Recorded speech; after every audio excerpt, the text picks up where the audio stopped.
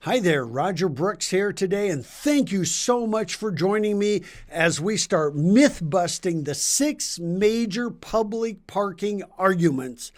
I got to tell you, after doing this for 40 some years, I don't think I've ever found a more divisive topic when working with cities and downtowns around the U.S. and throughout Canada. I mean, even internally among city employees and staffs and parking authorities and commissions, it's always such a divisive topic. And that doesn't even include the consumers who are out there trying to figure out, how do I make my phone app work with this parking space, and going through that hassle, or dealing with the people who are driving around aimlessly looking for parking and getting frustrated because they don't know where they can go, or you get the people who get a parking ticket and are trying to argue their way out of it. It is really a topic that is worth discussing, and today we're going to bust 6 myths and arguments about public parking. But along the way, I'm going to give you 10 great ideas on how to improve the whole parking thing for your community. So let's dig right in. With myth number 1 is parking has to be free. Everyone is entitled to free parking. Well, let's get this one out of the way first, because parking does not have to be free. It does, however, have to be worth it. So if you charge $10 an hour to park in your downtown, and somebody says, I'm going to go there for 2 hours, it's not worth $20, then you know what? Maybe your price is too high. Or if you say we only charge 25 cents an hour, and people go, well, gee, it's not worth the 50 cents to be there for 2 hours, then maybe you need to rethink whether you should have paid parking at all.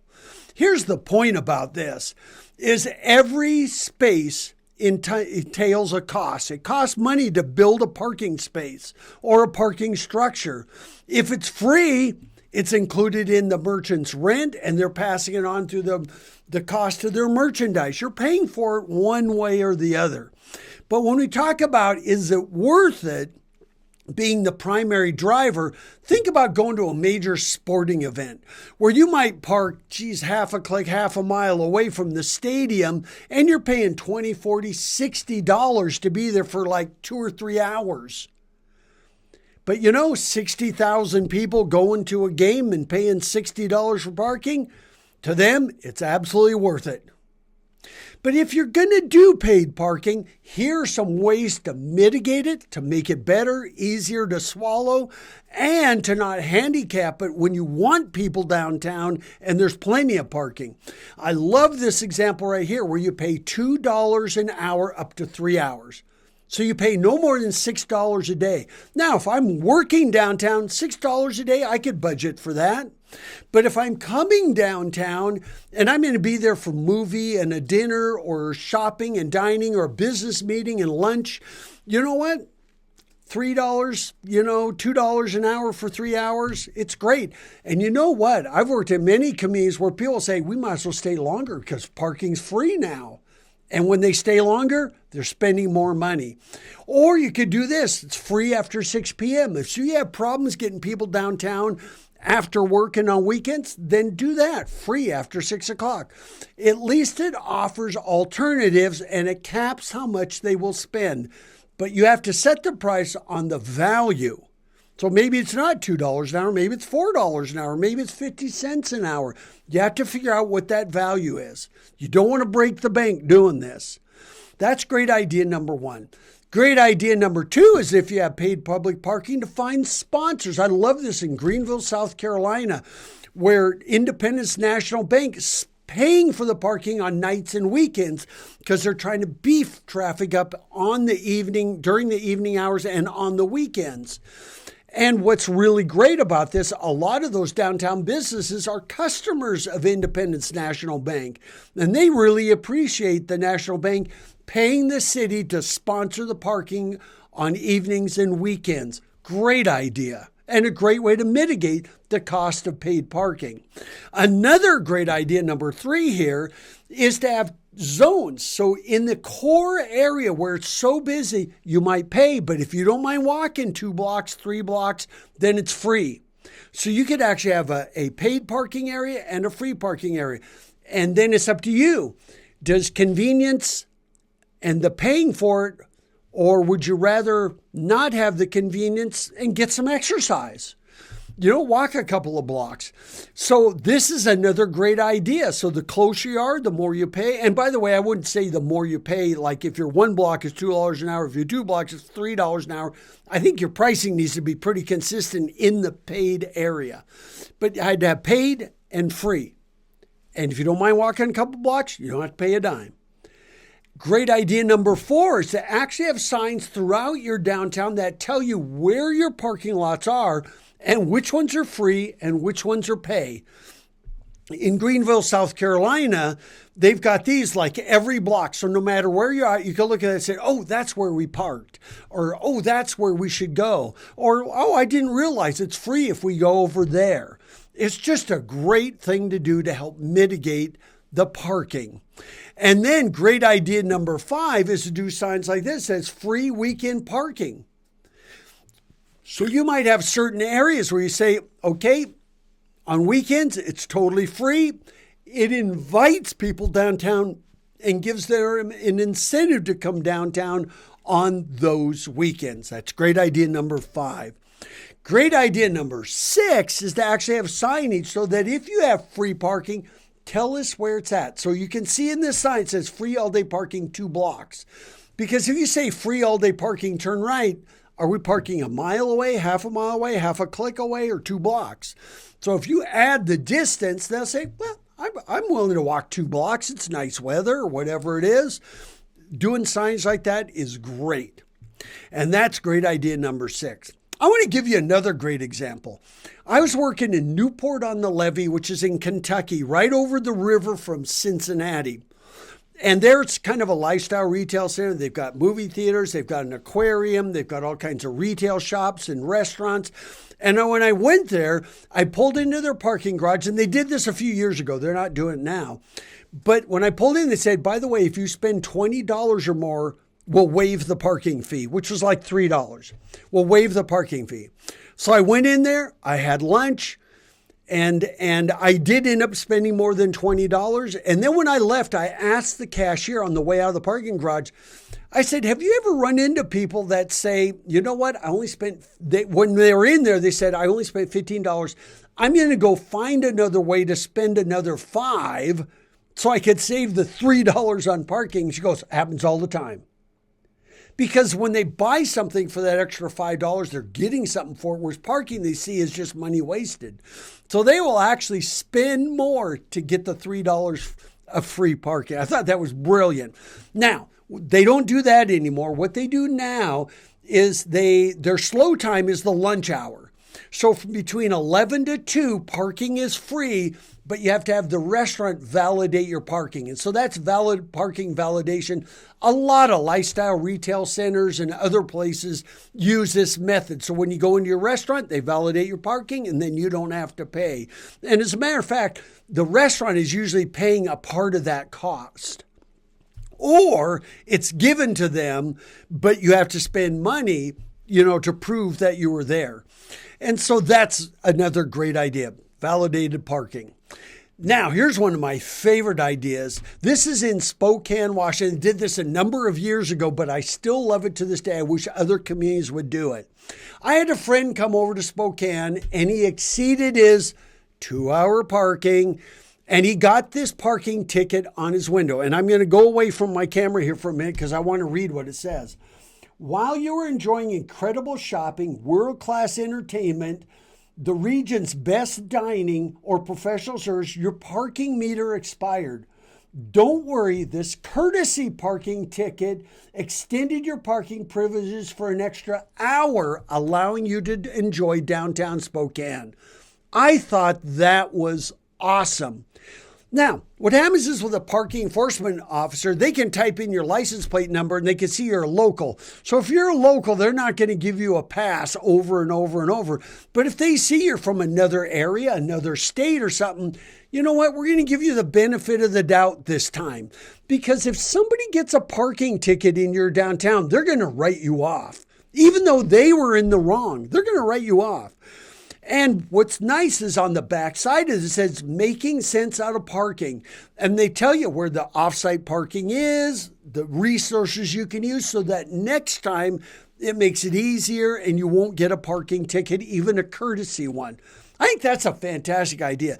Now, in this case, the Visitor and Convention Bureau actually paid the city for that extra hour. I don't think that's quite fair. I think the city should just do that because they're helping their merchants. After all, parking is an economic development tool. And that's what you have to remember. It's meant to increase property values, retail sales, jobs, all of those things. It is an amenity. So that's myth number one. Parking doesn't have to be free, but it does have to be worth it. If you ever want to read a book about parking, read The High Cost of Free Parking. Great book, and it'll tell you about that. Let's go to myth number two. That is downtown parking needs to be limited to 2 hours or less. Boy, I'll tell you, this is the one I probably have the most problems with because 2-hour parking is a great way to kill a downtown. If you have a good downtown, the average visitor will be there for 4 hours. Why would you send them away when they're only halfway done spending their money? If somebody's there and they're going, oh my gosh, I'm still at lunch and my parking meter's going to expire in 15 minutes, I better go. They're spending less money and they're having a stressful experience. What you have to understand and what you have to consider is 4 hours or no time limits. You know, and so that is really, really critical. You know what the rationale is, well, and I'll get to that in a minute. But if you think about this, if we have a movie theater, or like Newport on the Levy, we got an aquarium and a movie theater and restaurants and retail shops. In this case, you see a downtown where there's a movie theater and restaurants. You know what? Dinner and a movie is more than 2 hours. And you say, yeah, but after 5 o'clock, we don't charge. Well, what about matinees on Saturdays? What if we're coming down and we want to go to 6 different shops and have lunch? The average downtown experience is 4 hours or longer. Don't chase people away before they're done spending time and money in your downtown. I know the rationale.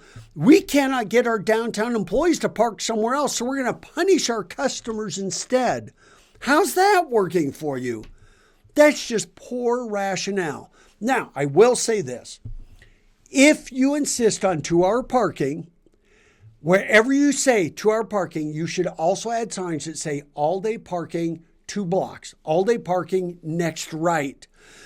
If you do 2-hour parking, tell us where we can find the all-day parking. Then I'll let you off the hook. But give us the alternative. So if I pay for 2-hour parking, but I want to stay 4 hours and I have to walk 2 blocks, I'm okay with that. I don't really like it, but I'm okay with that. So there's an alternative for you to keep your 2-hour parking, but always let us know. Every single place where it says 2-hour parking, even if it's on a meter, on top of the meter, they call it a meter topper, you should have a little sign that says all-day parking ahead 2 blocks or turn right 2 blocks, and that's where you'll find it. That is how you can do that. But the best idea of all is just to have 4-hour parking in your downtown or no time limits. And then, that's myth number 2. Myth number 3 brings us to people hate walking. We must be able to park right in front of the store or the restaurant we're going to visit. I've heard from merchants that say, if you take away the parking in front of my store, you're going to kill my business. Here's my response. Are you telling me your business isn't worth walking a block or 2 for? What are they going to say? But here is the myth that we're going to bust. And that is the vast majority of customers have no issues walking a block or two. When I say vast majority, I'm talking like 85%. I absolutely understand handicap parking, disabled parking, people that are elderly, that 2 blocks is just a tough walk. I get all of that. But the vast majority of people have no problem walking to their destination, especially if there's an advantage to using a parking lot or a parking garage. Like parking garages usually have security, they have cameras. If you're undercover in a parking garage, you're out of the sun, the rain, the snow. So in that case, you might have some advantages. But let's talk about this parking issue and how far people have to walk. Head to Home Depot. How far are you parking away from the front door, let alone going all the way to the back of the store for whatever you're looking for? I mean, how far when you go to the regional mall are you parking away from just the entrance? I'll give you one where there's actual statistics, and that's Walmart.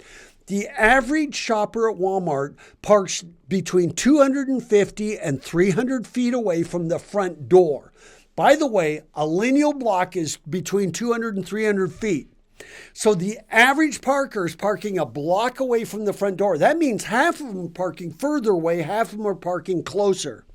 Yet we walk a block to the front door, and then we walk another block all the way to the back to buy a Blu-ray or a DVD or a cell phone cover. You just walk 2 blocks. So it's almost like that paid parking has to be worth it. The walk also has to be worth it. And that's what you need to understand. The vast majority have no problem walking a block or 2 from public parking, shared parking, to whatever you're offering in your downtown or to your retail store or whatever it is you're doing. It has to be worth the walk, but the vast majority will do that. That's myth number 3. Myth number 4 is that angle-in parking is a recipe for accidents and congestion. Well, let's bust that myth right now, because actually studies have proven that angle-in parking reduces congestion, increases retail sales, and provides more parking spaces. So let's conquer that parking spaces one right now. If you look at this, where you have angle-in parking, you'll get 1/3 more parking spaces in the same amount of room you would have for parallel parking. So there's number 1. Number 2, congestion. It takes longer for a person to parallel park than it does for an angle-in. Angle park, you just pull in, you stop. Parallel parking, you're pulling past your space, or you're backing in, or you're pulling in forward and trying to meander your way in. As a matter of fact, people hate parallel parking. So talk about increasing retail sales. You know what? If I'm coming downtown, I see a great little shop or I see a great display outside, I can say, oh, pull in quick. So we just pull right in, get out of our cars. But then you go, I have to parallel park. I hate parallel parking, and 95% of people hate parallel parking. And so they say, is it worth it? See what I mean? It always comes down to that worth thing. But in this case, people hate parallel parking so much that we're even teaching cars how to parallel park themselves. And by the way, as far as creating congestion and safety issues, all vehicles have reverse lights. You know, the white lights that when you're in reverse, they also have brake lights. When somebody's backing out of a parallel or a angle-in parking space, you see them, just like you can in this picture, and you slow down or you stop. It's far easier. It's far simpler if you have the room to create angle-in parking. It does create a little wider street, but here's the other thing about angle-in parking is it narrows your lane of traffic a little bit, and the narrower your lane of traffic, the slower people go, and we love that. So that's myth number 4 about angle-in parking over parallel parking. Myth number 5. There isn't enough parking downtown. You don't know how often I hear that. And by the way, let's bust that myth right now, because rarely is that true. I mean, the question is, do you have signage telling us where the parking is? I'm going to give you a good example. We've been doing a lot of work in Caldwell, Idaho, great city. probably 30 minutes west of Boise, just off of Interstate 84. And we're going to head downtown. And you're going to see coming up on your screen, there's a parking space right there. And we got public parking right there. And by the way, you can see in the middle of your picture, Indian Creek Plaza. It is the main attraction in downtown Caldwell for the whole area. And you can see there's street parking there, there's street parking there. You can see all this area where the street parking. My first couple of times downtown, I did exactly this route that you're seeing right now. And everywhere I went, there was no parking. And so I keep parking. And over here where you see that big one that just showed up, that's by City Hall. That place fills up really quickly. And so I kept driving around. I'm looking for parking. And then I get where people are saying, well, hey, you know what? I've driven all of this and I just can't find any public parking anywhere. And so finally, I went and asked a local. There's got to be some answers for this because I had the same opinions of there's no public parking. Well, see that little space that just showed up green on your screen? That turned out to have 20 parking spaces. I didn't even know it existed. You know? And then look here's another one showing up on your screen right there with 37 parking places. I saw that, but I didn't even know it was public parking. You know, then there's another one right across the street from that. I didn't know that was public parking, but there was another 20 spaces. And then there's a little on-street parking right there. And look at this. I'm still within a block and a half of Indian Creek Plaza, another 16 spaces. And then look at this over here, another 85 spaces. You know what I found out? There are more than 180 spaces I didn't even know about. So it wasn't that there was no parking. My perception was there was no parking. It's because I didn't know where the parking was. And that brings us to great idea number 10, which is signage to parking. You should have 4 different types of parking signs. The first one is that one, just telling us where parking is. The second one might be free all-day parking. So if it's paid parking, you can tell us where we can go to find that all-day free parking. The other one would be tell us where the free parking is so we know how far we're going to have to walk. That's always good news. Otherwise, people say, yeah, but we don't know where it's at, and so we're not going to try it. The third one would be for RVs, trucks, large vehicles. Where's the best place to park for that? And by the way, we like RVers because they can take stuff with them, but where do they park in a downtown? And so having these kinds of signs can make all the difference in the world. And that's why I say sometimes the lack of parking is more of a myth than a reality. And let's go to our last one. Myth number 6 is parking problems are a bad thing for any downtown.